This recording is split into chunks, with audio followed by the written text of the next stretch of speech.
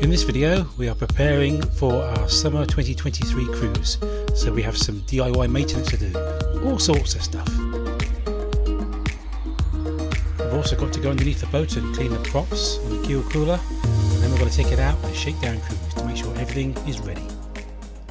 Okay, today's task is going to be engine maintenance, which includes the generator, wing engine and the main. That's oil and fuel filters, impellers, etc. And yes, so collect all the stuff together and let's get started. I've got all my oil ready. This is that's for the used diesel, old oil, and it's a new oil, all ready to go. I've been running the generator for the last 10 minutes with a small load on to warm it up, and now it's time to do the job. Here we are. You can help me, Bella? You can help me? No? Just keep guard then, yeah? Okay, rule number one. Always make sure you have all the correct spares ready and checked that they fit before you start the job. There is no point in taking the oil out of the engine only to find that you haven't got the filter. And then it leaves you in a bit of a mess. So, always double check. So, amongst our big box of filters and things, we have this is our secondary fuel filter, which is going to swap for this one. Okay, that matches. Now the oil filter, which is this one, it's a slightly different size, which is very confusing. That's what I was confused about. It's going to be replaced by this one. Does the same job. I'm assured it's the right one.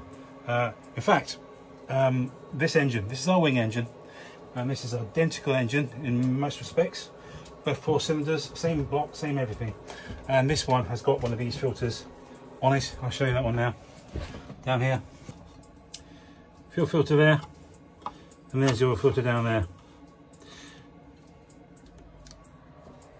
And that's one of these, so I know it's going to fit. Right, I think I've got all my stuff together now. So we've got main engine, fuel and oil filters,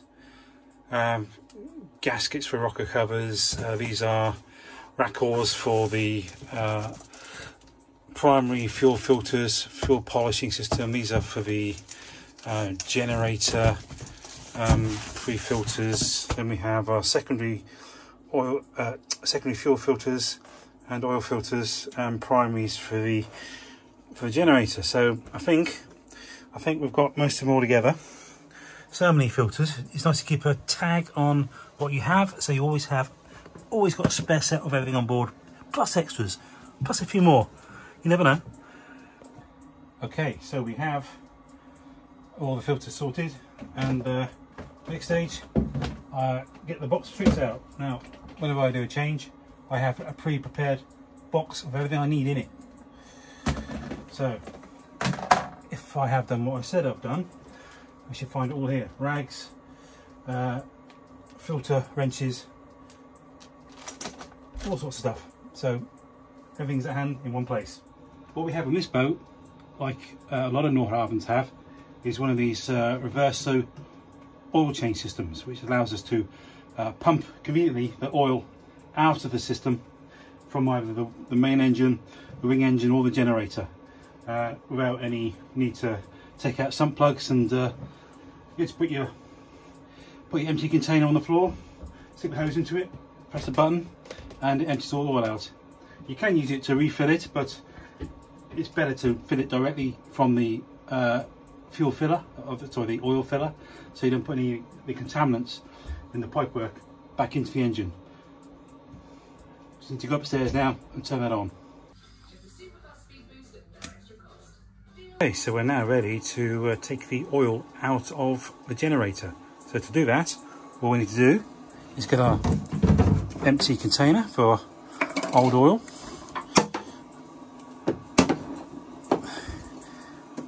This is the exit tube from the reverso system. It's got a blanking plug on the end, so that comes off.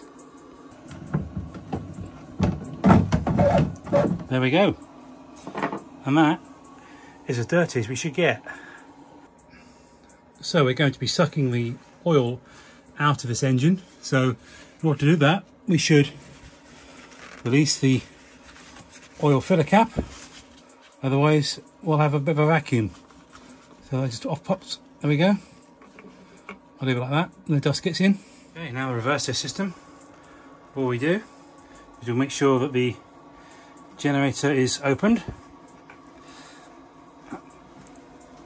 There we go. And the other two are closed off. We don't want sucking out all of those. And it says simply fuel drain. So we're going to drain it, and we just go. There we go.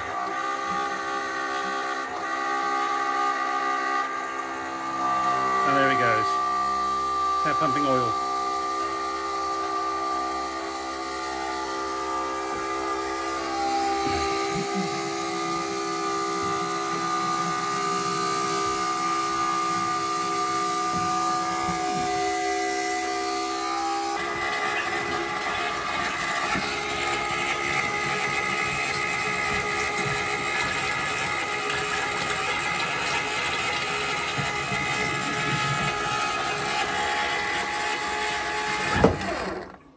There we go.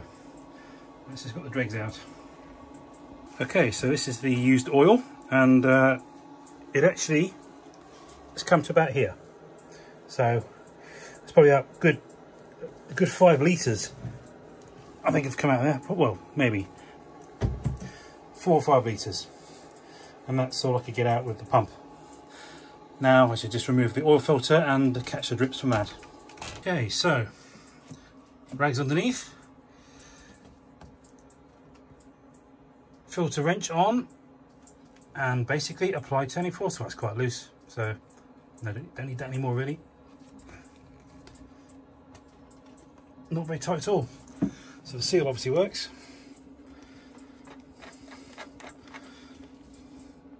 Yeah, I can do that by hand. Do it by hand actually. There we go. Right, 2 hands for this bit. This might be quite hot, so that's not too bad. As quick as we can. Minimise leaks. There's always going to be some. Oh, that's not what we wanted to do. All the care you take. That's why you put rags down. Is if you drop it, you are going to get a mess, and straight into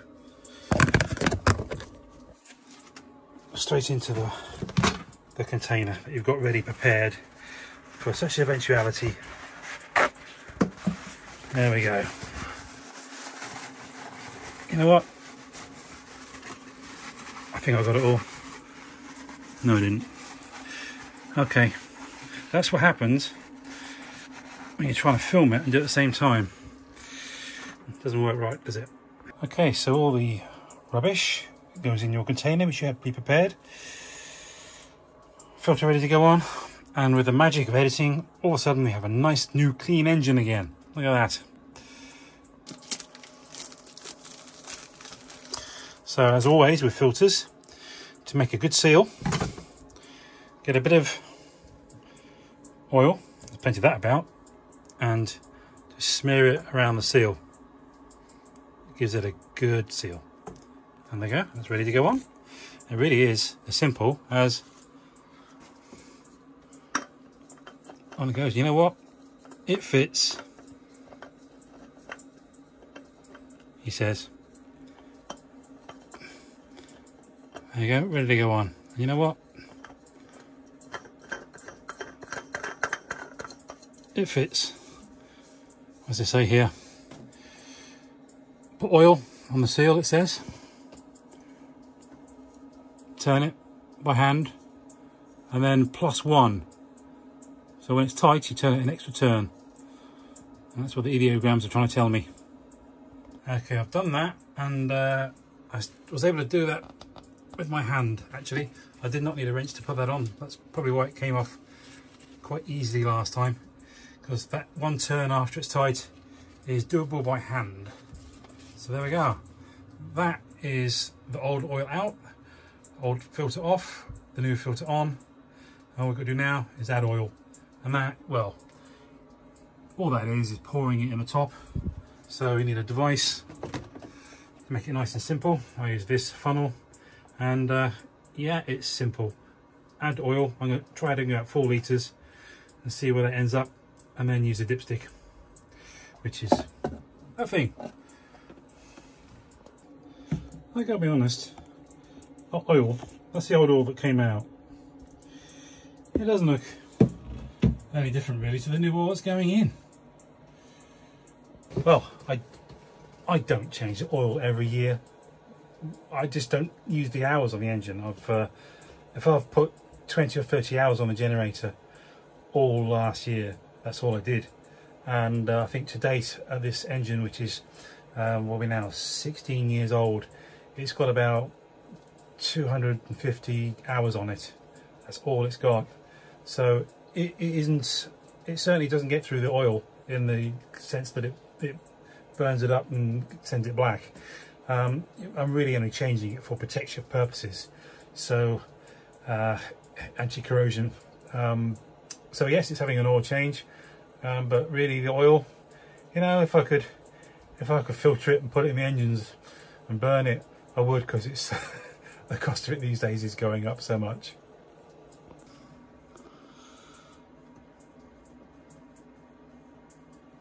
Whoops. I was trying to hold a camera at the same time as pouring in more cleaning. That's a couple of litres. Now, the cap says it uses something like 8.2 litres. Now, we shall see, but I certainly haven't taken that out. Every 100 hours it says, so I'm well within that.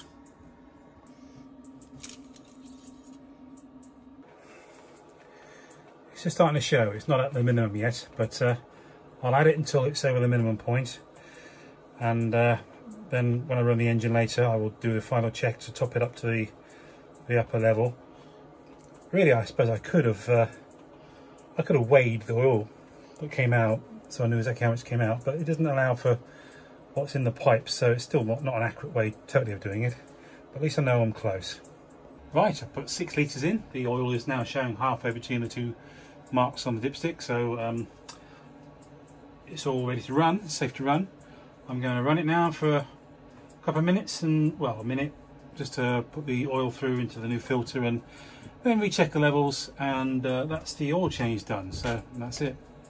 Here we go. It's just to run the generator. Preheat, not really needed now. And squeeze. There you go. Hold down. Job done. Now just for a moment, and now shut down.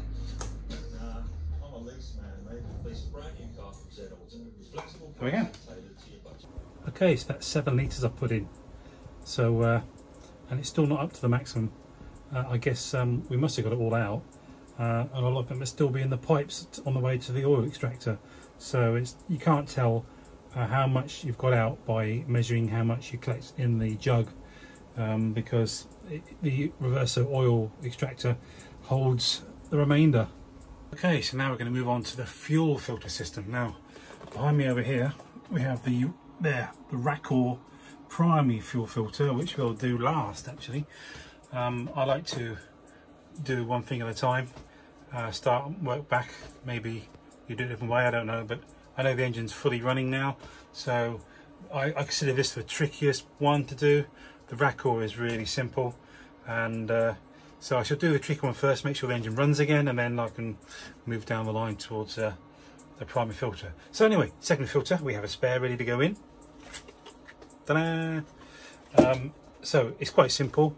I shut a valve off the fuel just in case the whole lot wants to gravity feed onto the floor here. So anyway, I just valve off the fuel, take off the filter, take out a clean sealed filter. Do not put any fuel in it, put it on dry, so no contaminants at all get into there. Then when it's done up tightly, this one on the top is the bleed screw. Undo this top one, highest point in the filter, which makes sense, I suppose. And then here we have, if you see that with a pipe in the way, we have a lift pump. Here's the lift pump, and you simply pump away until bubbles stop. Okay, and if you really want to go to town, this is the fuel rail which goes to the fuel pump, the high pressure side. There is another bleed screw here which you can do the same, loosen that until no bubbles come out. Now the manual, I've just had a quick look at the manual. The manual says do the fuel filter change every 500 hours, and the engine, 15 years old, hasn't even done 500 hours yet. So I'm not doing it because it needs doing, but the last time I changed this was, looking at this, 3.5 years ago. So I'm going to change it just because, well, why not? Why not? Keep on top of things, so then I know everything is good to go for quite a long while. So yep, that's it really. Shouldn't be that difficult. Lots and lots of filters on this boat. These three here, which are on the port side of the engine room, these are our primary fuel filters for our engine, and well, yeah, engine. These are for the engine. So there's a changeover switch and a pressure gauge, so you can change those over on the fly. This third one, that's the water pump for the domestic side you can hear in the background. This third one is our polishing filter, so we can polish the fuel when we transfer between port and port and starboard fuel tanks. Anyway, so we have a diagram here, and this is our generator. We're going to be changing this filter here, so we need to close valve number 3 on our supply tank. And that, on this boat anyway, this is our supply tank.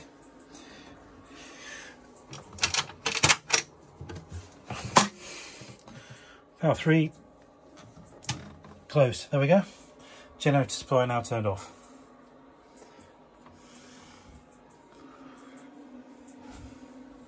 Here's our Racor filter,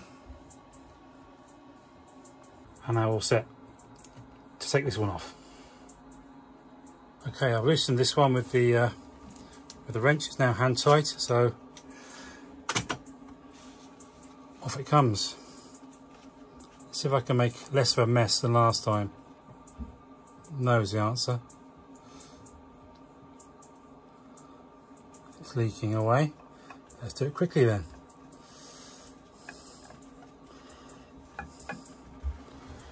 There we go, straight into the bucket.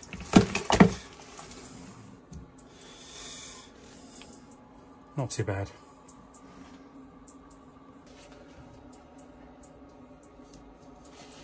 Okay, so that new one there's on hand tight. It goes on another 3/4 of a turn, so okay, that's done. I did need the wrench to do that 3/4 of a turn, which might explain why I needed the wrench to take it off in the first place. Okay, well, I love the smell of diesel in the morning. That's what they say, isn't it? Was that napalm? Anyway, moving on. I do like to check.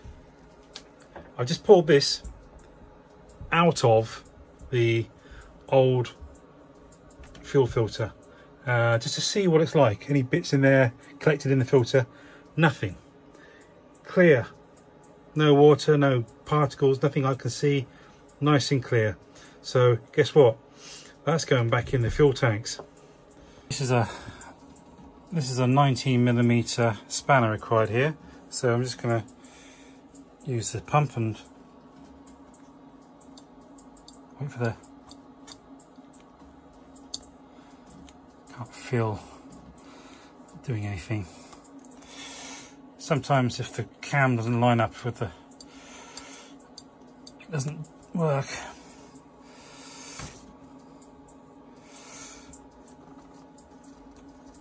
It's definitely loose.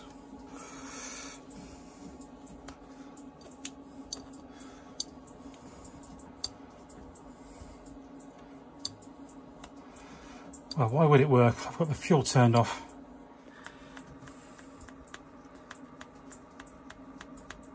No diesel, no bubbles, nothing.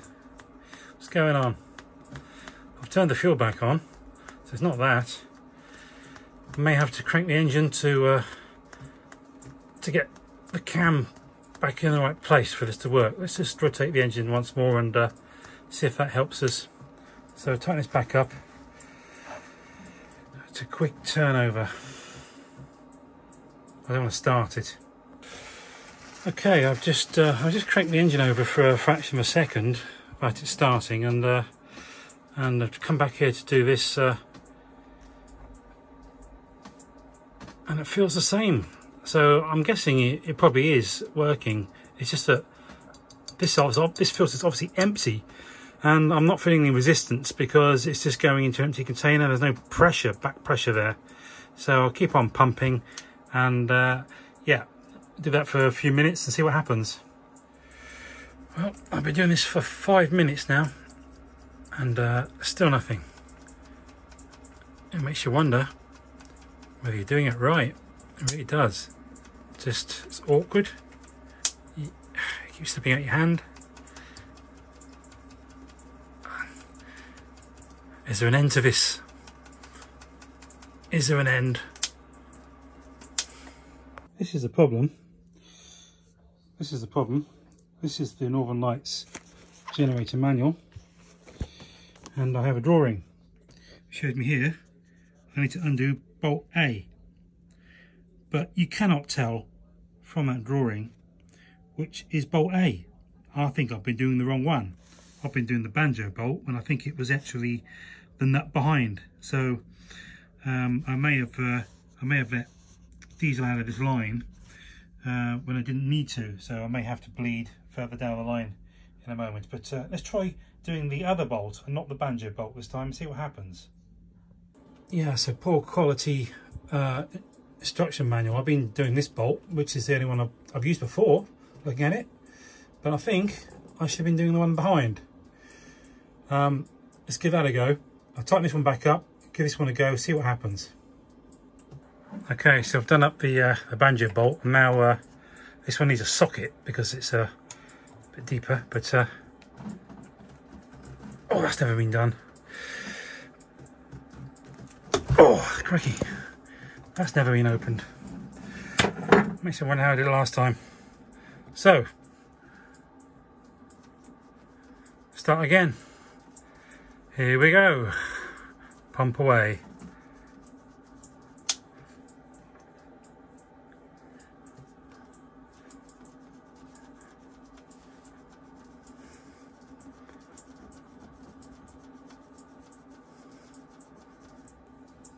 Well, here we are. I kid you not. That's 20 minutes of pumping with the lift handle, with the filter empty of diesel. Now, it does say on here, pre-fill the filter with diesel, but on our forums, our experts say don't, because you might introduce contaminants which could do some damage to your fuel injectors. So I put this on empty, and finally, if you can see, finally, got diesel coming out.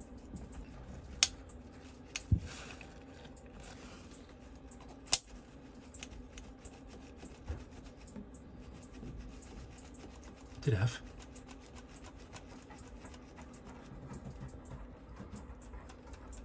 There we go. Diesel coming out. Hurrah! So, depending on which manual you read, this could be the nut you undo, or the banjo ones at the back here. 1530. But depending on which manual you read, this could be the one. Sometimes some manuals say this one here, but I'm going to go for this one. So I'll loosen that, and if I crank the handle again,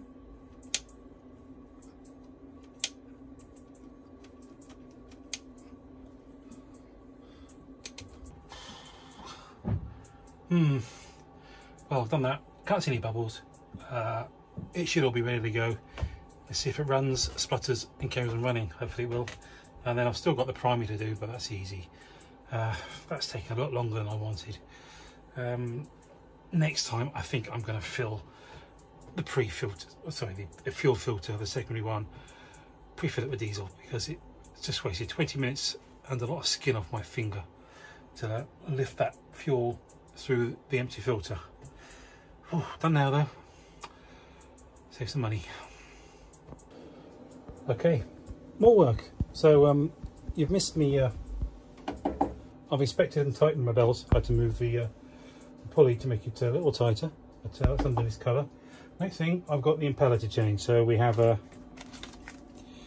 Jepsco Profile K kit, which is here gaskets, impeller, nice and soft. That's what it should be like. Grease, etc. And this is the old one. First thing first, take off the cover. That's the 6 screws, and there should be a gasket here somewhere. I should be able to get out. There it is. There's the gasket. We will replace that, and just need to get the impeller out. My favourite way, a couple of screwdrivers, and just lever it out very carefully, not to damage the edge here, and then that can be disposed of. Okay, so preferably if you can use a plastic covered screwdriver. If not, be careful with a wooden one and just gently lever out it comes, nice and easy. I should say that I did actually shut the seacock first, otherwise water would be pouring out. This impeller looks like new, nice and soft. Very tempting to put that one back in, but no, I'll keep it as a spare and put a new one in.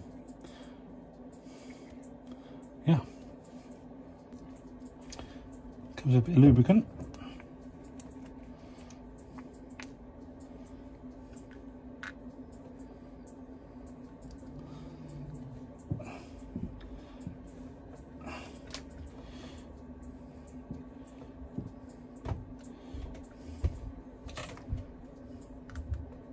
Doesn't matter what way these go round, they'll find their own way. Just to find the spine, there we go, and in it goes. Look at that, nice and easy. You just want to clean up these edges, make sure there's no corrosion on there. That'll allow any water through.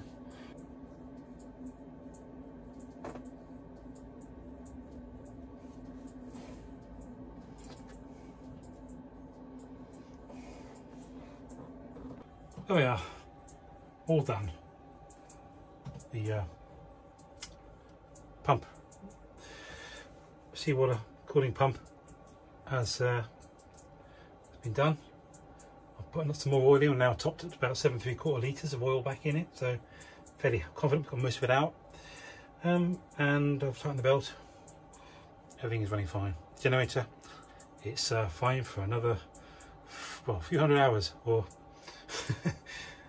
until next time.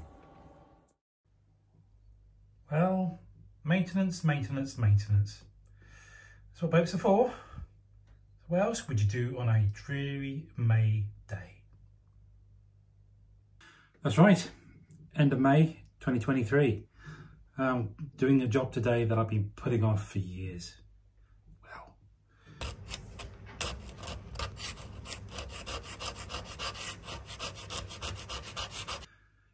Any boat owner that tells you that their windows don't leak are lying, because every boat, no matter how good it is, has leaky windows at some stage, and this boat is no exception. This is the pilot house berth, where you can lie down and have a kip whilst you're on passage, and this window here had leaked actually before we owned the boat, and there was a big bad leak here. And it was touched up with French polish, painted over, and it leaked again, and it got worse, and it's been fixed a couple of times. I have finally fixed it properly. I know it won't leak anymore because it's been like this for over a year, waiting for me to sand down the varnish and to put new varnish on, which I'm doing now. So I've taken a lot of time to sand down all the varnish off here. I tried to get rid of the dark stains. Didn't really work. I've tried bleaching it, all sorts of things to make it lighter, and I think it's still going to show, but I can't do any more to this wood. I've got to recover it, and then hopefully I can put some stain or coloured varnish, as I say, on top of the finish if I've got light patches. So that's what I may end up doing, but for now I'm just going to put some varnish on. So I've got some polyurethane varnish, twin pack, Epiphanes, satin. I'll mix it up here and allow that to start setting for 10 minutes before I apply it, and I'm going to apply it with a roller. The boat originally was sprayed and the finish is immaculate, but that's the quality of the Chinese for you. They know how to do things properly, but I can't recreate that. I'm going to varnish it by using a roller. So let's see what happens. Okay, here goes.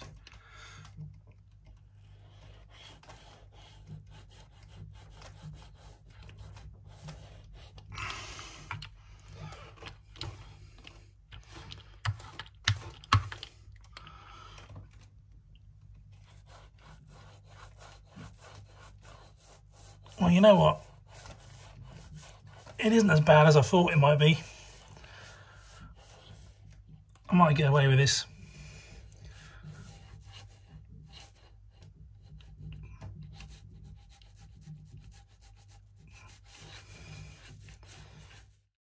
Okay, time for some more modifications. We're going to be adding a network video recorder to go with the cameras I already have, so I can add more cameras and take some load off the internet connection. So an improvement. So I'm going to put the device down under the helm here. But look, I've taken my screen off, so you can see all the wiring behind that. Quite neat, I think. I know you don't see it hidden behind a panel, but I like things neat, labelled and neat. Here's my two PCs for my navigation programs. This one here is the multimedia PC, which runs this screen that I've just taken off, and this bigger one here is a more powerful one which runs my Time Zero. And yeah, there we go. I'm going to be putting PoE, which is Power over Ethernet, CCTV cameras to so I don't need to run a separate 12-volt supply. So I'm going to change the power supply, which is the one in the middle there. I'm going to change that from a 12-volt to in Annie's 48 volts. And as I want my CCTV to run all times, even when we have power cuts, etc., or the inverter's not running, that's going to be running off the 24-volt supply. So I'm fitting a 24-volt DC to 48-volt DC converter in the place of that power supply unit there.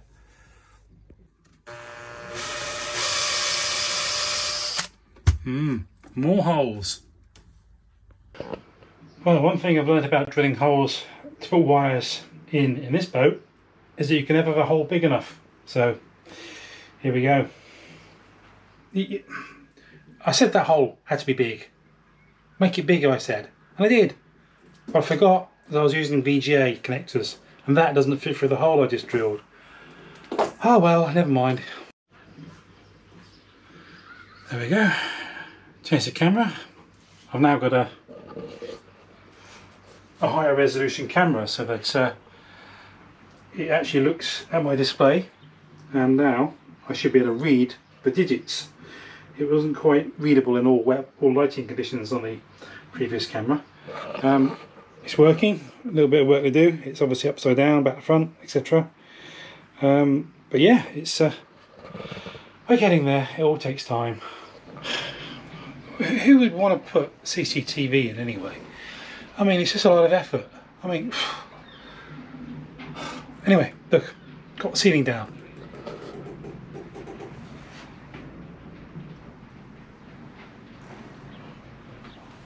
Running cables, got to get them all the way along here, down here, through, and down there. Is it worth it? Yeah, of course it is, eventually, when it's done.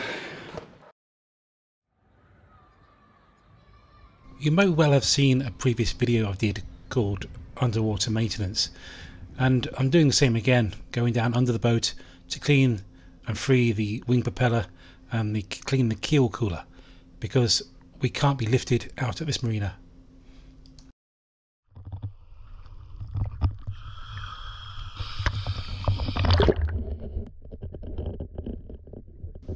This is what more than 12 months sitting in the marina does to the wing propeller.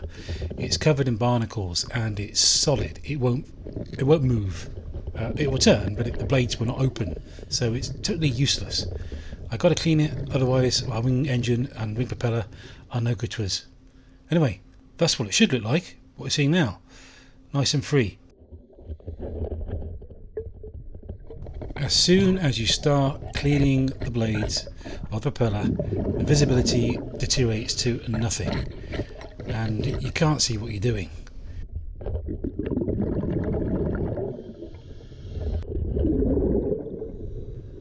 Well, that's looking a lot better. The blades now move. If I need to use the engine, I can.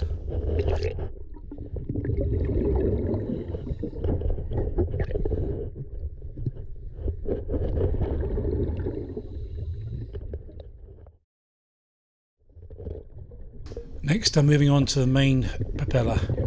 This is it's usable, but it's covered in barnacles and growth, and it would be very inefficient like this. So give it a clean whilst I'm down here.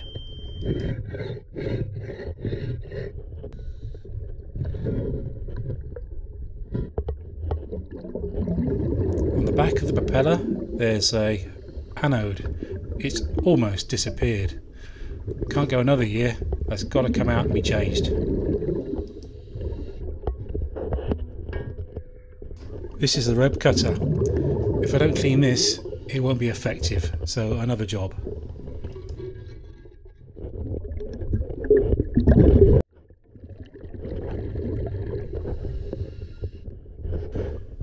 Moving on past the stabilizer fins, we are in position now for the keel cooler. This is, well, it's covered. Not going to work very well like this. This has to be cleaned, otherwise the engine will just overheat. Visibility here is bad. This is can barely see it. In fact, when I start to clean the keel cooler, visibility drops down to 0. You might as well just shut your eyes. That's what it should look like. But look, you're working blind here.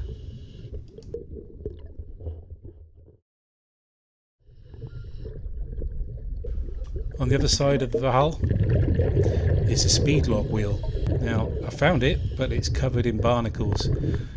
This is stopping it rotating. This is what turns when the water passes over it in order to measure our speed through the water. It's, yeah, that's how it should be. Nice and free, but it's just a bit bunged up.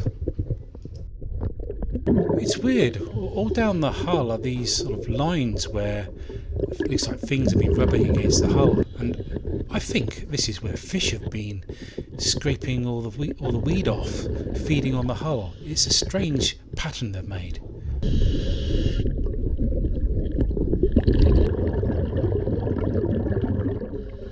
Moving to the back of the boat, I'm going to have another go at the rope cutter. If I don't clear this, the rope any rope won't be cut properly when it passes around the propeller. So I need to make sure the blades are clean.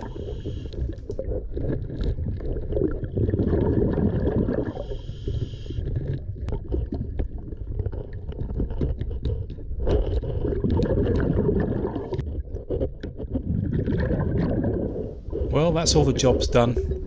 I'm now happy to go out to sea knowing that I've got a spare engine, I've got a rope cutter, and my keel cooler is clean. All done. Clean the rope cutter as well. It's all fine. Okay, done. Time to come out.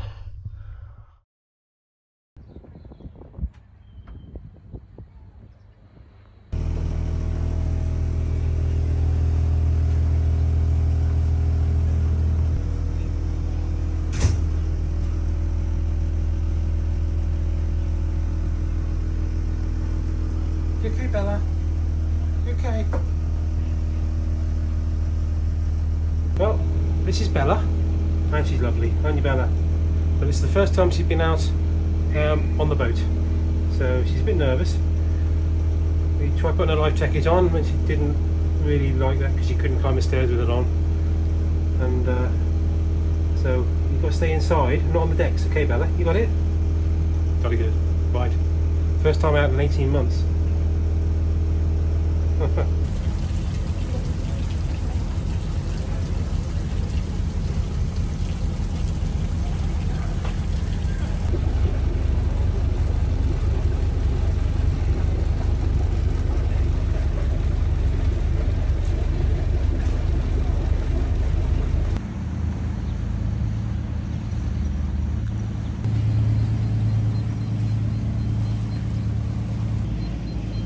Oh, almost forgot how to do that. It's been so long. Anyway, we're just out for a quick jaunt, a quick half hour, an hour to shake things down, make sure everything is working okay. Taking temperatures, vibrations, everything that works should work, and if it doesn't, you need to know about it. And then we're off for our big cruise.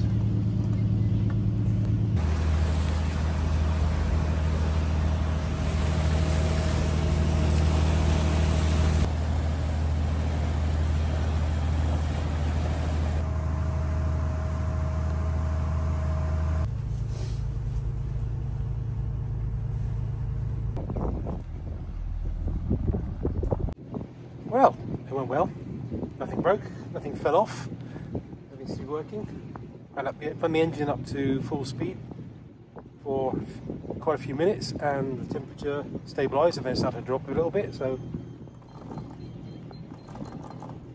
we're now heading back into Portishead Lock.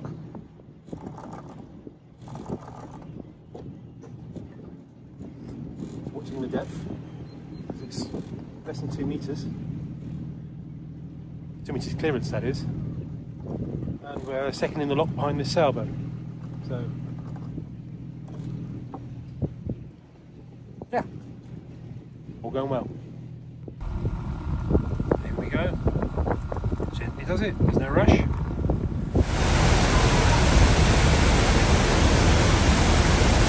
Bunch of torrents.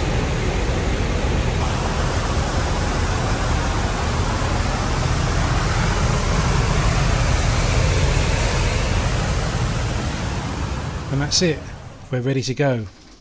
In the next video I'll be taking Wanderlust down to the River Hamble, which is a 340 nautical mile journey. Do join us.